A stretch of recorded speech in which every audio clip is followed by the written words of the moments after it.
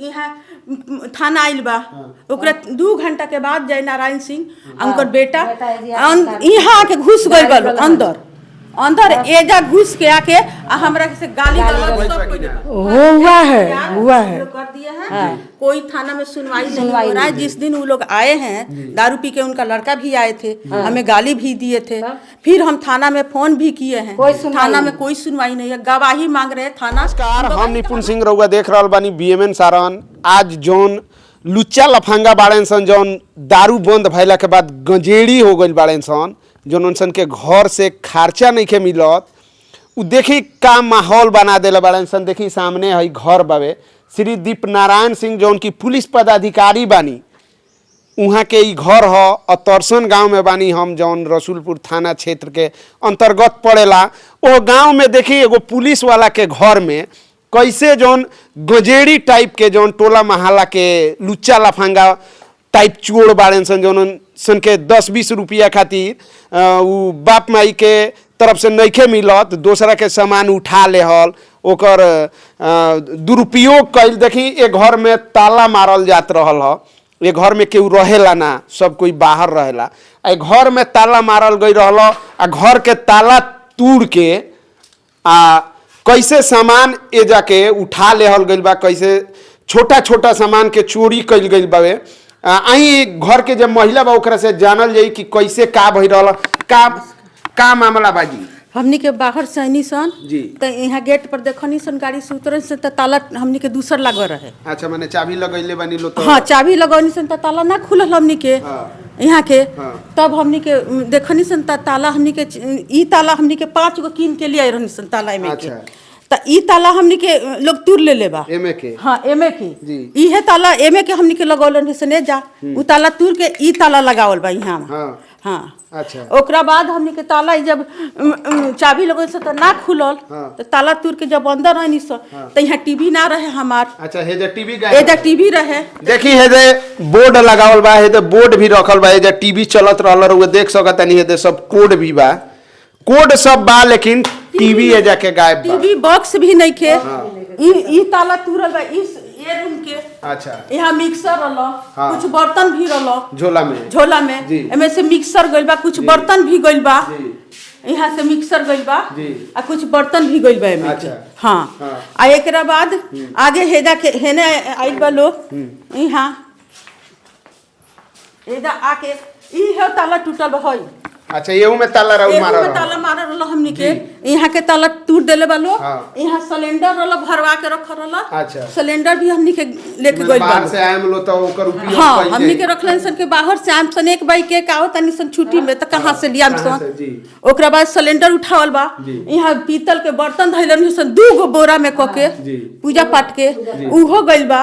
एगो बैग में रहली सन गहना गुड़िया रखलन सन, उहो गइल बा। आ ई सारा छोटा मोटा सामान तो बहुत सारा गइल बा। हाँ, एकरा बाद ई ताला टूटल बा। अच्छा, एकरो ताला टूट गइल बा। ए जाके ताला एमे हेदे 2 गो ताला लौकता। हाँ, आ बड़ा ताला एमे के टूटल बा। अच्छा, बड़का ताला टूटल बा। यहाँ इन्वर्टर रखल रहल, एजा बैटरी रखल रहल। अच्छा, उ इन्वर्टर देखी हेदे एसएस कंबाइन लगावल बा, जोन इन्वर्टर खातिर ज्यादा पावर खातिर ई कामे आवेला।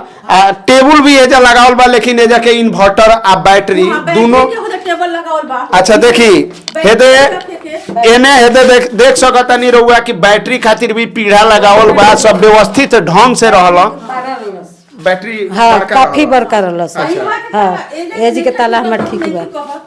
हई ताला नहीं के एजा के ताला नहीं के टूटल, बस एनिए से जोन एकरा लोग के हाथे लागल बा तन गइल बा। हां, गइल बा। आ हमार पूरा सामान जय नारायण सिंह भुटाई आ बंगाली उहे लोग लेके गइल बा। ई लोग के ह जेकर नाम धरतनी जय नारायण सिंह भुटाई बंगाली जी। ई लो टोला महला में बालो एही जी बगल में टोला में बालो, उहे लोग ले गइल बालो। अच्छा, हाँ, त माने रउआ कैसे ई कह सकतनी कि उहे लोग ले गइल बालो, रउआ त एजा रहत ना रही। हमरा पूरा विश्वास बा, पूरा विश्वास बा कि हमर उहे सामान उहे लोग लेके गइल बा। टोला में बहुत कुछ गइल बा, बहुत कुछ गइल बा। कल बाइक लोग के साइकिल मतलब ई सब चोरी होत रहता। तब हमनी के यहाँ थाना आइल बा ओकरा 2 घंटा के बाद जय नारायण सिंह उनकर बेटा यहाँ आके घुस गइल बा अंदर एजा घुस के आके आ हमरा से गाली गलौज सब कइले बालू। अच्छा हाँ जे तू काहे केस कइलू ह, केस हटावा आ ना त तहरा के मारेम आ गाली देले बालू, खूब गाली देता लोग आ रोज आवता लोग, रोज आके गाली देता लोग कि केस हटाओ लोग ना तो फ्रॉड केस में फंसा। डेली पैसा हो गया। अच्छा, तो जिस दिन से ये लोग चोरी किए हैं, हम यहाँ के लड़के हैं, तो आए तो देखे कि ताला चेंज हुआ है, तो ये तो पैसा हो गया है। देखिए ये देहात है, पब्लिक यहाँ नाम नहीं रखता है कि ये लिया है वो लिया है, पीछे में आपसे बात कर लेगा कि हाँ, लेकिन मुंह पे नहीं नाम लेगा। तो पैसा हो गया है कि चोरी कर लो, या इस तरह का चोरी हम लोग तो देखे ही नहीं है कि अपना घर का गर्जीवन का ताला तोड़ दो अपना ताला। और जिस दिन से वो लोग किया है, हम लोग केस किए हैं, उस दिन से लेडीज लोग का बाहर निकलना मुश्किल कर दिया है। बाय नेम केस कइले बानी लोग। हाँ, नाम तो नाम दे के हमने केस कइले। हाँ, तो कैसे कह सकता नहीं लो रउआ लोग कि उहे लो चोरी कइले हो? हमने के पूरा विश्वास बा, विश्वास भी हो रहा है ना, उसी का नाम जा रहा है। तो आप कैसे यकीन कीजिएगा कि मेरा नाम दीजिएगा? किसी का बाइक हुआ, किसी का कॉल हुआ, किसी का मोटर हुआ, तो उसी का नाम जा रहा है। इतना सब्जी कोयरी सब हो रहा है, उसका भी काट कर चोरी किया जा रहा है, तो वो लोग भी नाम दे रहा है। तो उसी का नाम कोई देगा कि दूसरे का नाम देगा? दूसरे का नाम प्रशासन से रउआ लोग के का मदद? हमें अभी कुछ मदद नहीं मिला है, कुछ नहीं मिला है। अब बताइए, प्राइवेट जॉब करने वाले जॉब नहीं करेंगे तो अपना बच्चे को कैसे करेंगे? जेंट्स नहीं आ रहे हैं हमारे घर। इसीलिए कि लेडीज सबका तो ये हाल किया है, तो जेंट्स सबका लाठा लाठी करेगा, सामान भी, सामान भी लेकर गया और आकर चाकू निकालेगा, लाठी लेकर आएगा। तो जेंट्स लोग इसीलिए नहीं आ रहा है, लेडीज लोग बाहर नहीं निकल रही है, धमकाया जा रहा है। देखल जाता कि सामने बोर्ड लागल बा कि लोग घर पुलिस अधीक्षक बावे, तब हमारा ससुर इसीलिए ना उनका, इसीलिए इन लोगों का मर मर गया कि पुलिस अधिकारी जो था तो डेथ कर गए। तो यहाँ तो कोई है नहीं, तो जो मर्जी वो करो। जब तक वो थे तब तक किसी का हिम्मत नहीं कर रहा था कि दरवाजे पर आए। तोड़ के दारू भी पिए हैं, खाए भी हैं, जूठा थाली भी मिला है।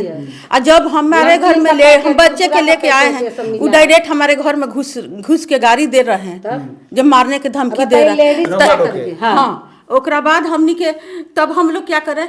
हमारे आदमी भी नहीं आ रहे हैं बाहर से कि वो भी मारामारी में फंसा देंगे, फर्जी केस में फंसा सकते हैं। बोल रहे हैं कुछ भी कर सकते हैं, कुछ भी कर सकते हैं, कुछ भी कर सकते हैं। का दबंग हलो का दबंगे हैं। उनका जो जन्मजात है ना वही है, हाँ, जन्मजात है वही है, तो डरेगा नहीं कोई। डर सकता है? प्रशासन से रउआ लो, एसपी साहब से, डीएम साहब से का कोई मदद नहीं मिला। एफआईआर भइल बा कि ना? हुआ है कर दिए हैं। कोई थाना में सुनवाई नहीं हो रहा है। जिस दिन वो लोग आए हैं दारू पी के, उनका लड़का भी आए थे, हमें गाली भी दिए थे। फिर हम थाना में फोन भी किए हैं, थाना में कोई सुनवाई नहीं है। गवाही मांग रहे हैं थाना, हम गवाही कहाँ से लाएंगे? हमारे लिए कोई गवाही, हम गवाही कहाँ से लाएंगे? हम तो गांव में एक दूसरा के गवाही देबो ना करेला। कोई पीछा में आपसे बोल देगा कि फलना आदमी ऐसा किया है, और बोलिएगा कि चलिए ना थोड़ा सामने बोल दीजिए, तो बोलेगा कि कैसा, हम तो जानते ही नहीं है, ये गलत कह रहे हैं हम। देहात का वही हाल है। पूरा है कि जय नारायण सिंह बंगाली भुटाई हमारा सामान वही लोग लेके गए। हाँ, हम लोग यहाँ तक के केस कैला के बाद हम लोग जब चोरी हुआ तो हम लोग आए, 4 दिन का टाइम दिया गया कि बाबू जो भी लेकर गए हैं, जहाँ पर बेचा है वो आकर तुम लोग बता दो, हम लोग पैसा खुद देकर सामान लेकर आएंगे। लेकिन सामने तुम लोग आ जाओ कि हम लोग पैसा के कमी से ये किए हैं। 4 दिन देखे, ऐसा ही पब्लिक में मीटिंग हुआ तो मेरे भाई सब किया, लेकिन उस सब का कोई सुनवाई नहीं थी। अब हम लोग थाना पे गए। जी, चलिए देखी एजा मामला का बा, मामला एकदम साफ बा। एजा जौन ई पहलू रहुआ के हम वीडियो में बतैनी है कि जे कमाए धमाए नइखे जात, जेकरा लगे नशा धारा गइल बावे, लेकिन गार्जियन सक्षम नहीं खन कि उनकरा लोग के पूर्ति करस, उहे लोग काम कर सकता है कि केहू के ताला तोड़ सकता, केहू के कल खोल सकता, केहू के दुआर पर से साइकिल उठा के बेच सकता, कि 200-400 रुपया आ जाओ, 2-4 रुपया आ जाओ, कि 2-4 दिन खातिर काम चल जाओ हमार। लोग के सब्जी तोड़ ले हल, और कुली छोटा छोटा सामान उठा ले हल ओकरा के बेच दे हल। ये घर में रहुआ देख सकता नहीं कि जेने देखे मोने हेनियो देखे तो तले मारल बावे। ए घर के केहू घर में ना रहे रहेला मतलब आवेला जाला माने करबे तीजे शादी भी आए हम लोग 4 महीना 6 महीना पर तब आवे नहीं सब। देखी ए घर में केहू रहेला ना सब कोई बाहरे रहेला। आ ई लुचा लफंगा सन के ई चीज पता बा कि ये घर में केहू रहेला ना आराम से 2 4 10 20 हजार के 50 हजार के सामान तो निकालिए सकता आदमी हाथ साफ कर सकता। उहे काम एजा भइल बावे। खैर रसूलपुर थाना में आवेदन भी दिहल गइल बा। अब ई देखल जाई कि थाना के तरफ से ए पर का कार्रवाई कइल जाता है। 6 महीना पहले भी जय नारायण सिंह 6 महीना पहले से भी जेल में थे। अच्छा अभी आए हैं जेल से। हाँ अभी वही किए हैं हमारा। भी आके हमें धमका भी रहे हैं कि केस हटाओ नहीं तो हम फर्जी केस में फंसा देंगे। केस हटाओ नहीं तो मारेंगे।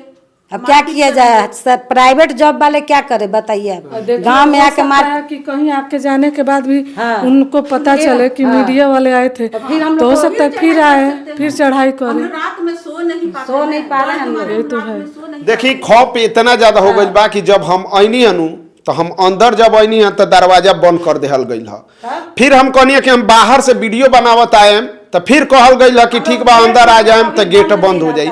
इतना ज्यादा खौफ बा। हम रसूलपुर प्रशासन से चाहे सारण एसपी सर से अनुरोध करे के चाहेम कि ये मामला के अपने संज्ञान में लेके त्वरित कार्रवाई करी ताकि एजा जे महिला लोग बा वो अपना आप के सुरक्षित महसूस करे आ प्रशासन पर विश्वास यहाँ लोग के बनल रहे। बाकी वीडियो देख के रहुआ का कमें कमेंट बॉक्स में जरूर बताइए। वीडियो के खूब से खूब शेयर करी ताकि ऊपर के अधिकारी तक भी वीडियो पहुँचे आ जौन एजा डर के माहौल बनल बा उसे यहाँ लोग के निकले के कोशिश करी लो। नमस्कार। स्टाफ का मदद करता है लेकिन ये स्टाफ नहीं है।